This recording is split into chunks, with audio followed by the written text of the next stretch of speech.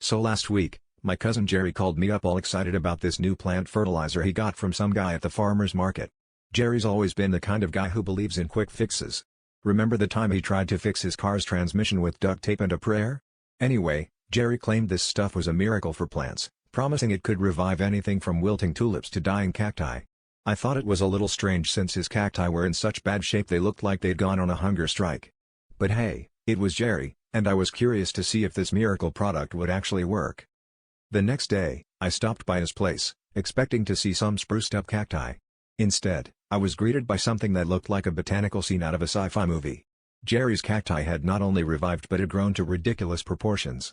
It was like the plants had downed a couple of energy drinks and decided to join the NBA.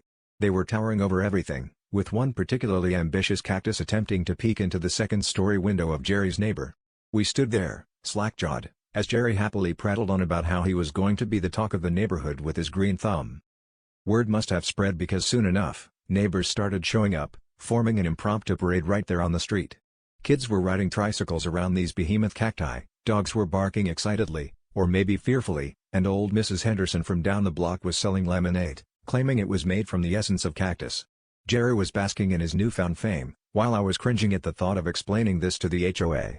As the parade continued, Jerry decided to give everyone cuttings of his miracle cacti, turning our neighborhood into a scene from a desert-themed Dr. Seuss book. By the end of the day, Jerry had become a local hero, with people calling him Cactus King, while I was left wondering about the long-term implications of this chaos. As we sat on the porch, watching the sunset over our new cactus jungle, Jerry turned to me and said, "Well, I guess the grass isn't greener on the other side because it's filled with cacti now." I couldn't help but laugh, realizing that sometimes, the grass is greener, or pricklier, when you're knee-deep in a neighborhood-wide cactus parade.